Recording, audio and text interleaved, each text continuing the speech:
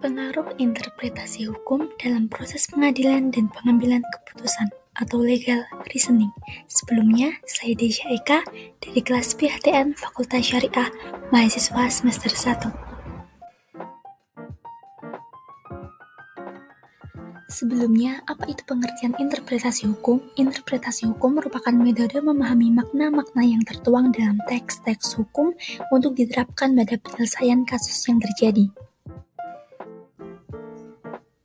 Nah, hukum digunakan untuk memberi penetapan hukum yang sesuai dengan keadilan dan ketertiban.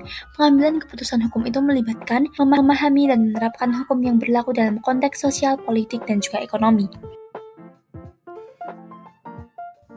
Lanjut, pada sumber hukum formal yang meliputi peraturan perundang-undangan, traktat jurisprudensi, perjanjian atau kontrak, dan doktrin ataupun pendapat.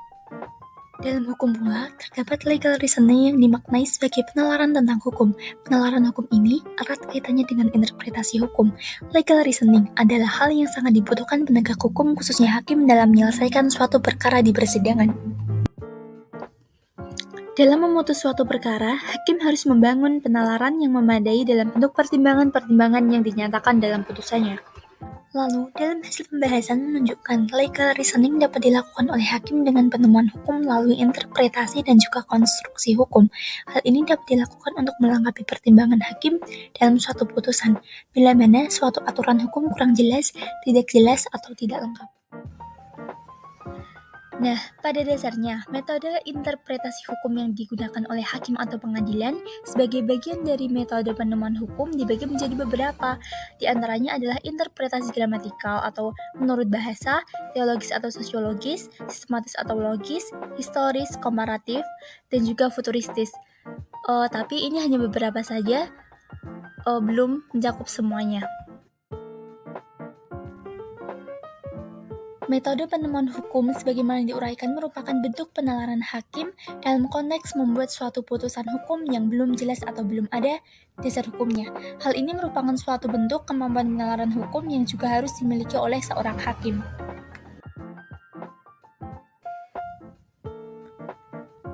Hakim, selain memberikan dasar pertimbangan yang baik dalam putusan yang dijatuhkannya, juga harus mampu menentukan dasar hukum yang tepat dalam putusannya.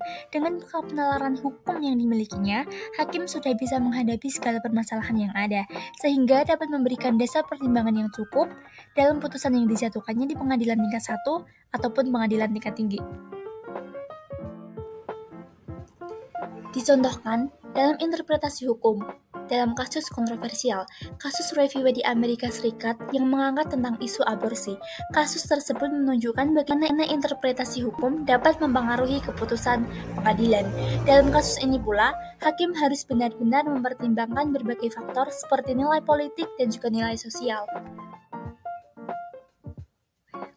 Dengan demikian, dapat disimpulkan bahwa suatu putusan hakim harus memadai dalam pertimbangannya, sehingga harus dibangun dengan legal reasoning yang kuat, dasar hukum dan penalaran yang logis dan cermat sebagai landasan rasional atas putusan yang dijatuhkan.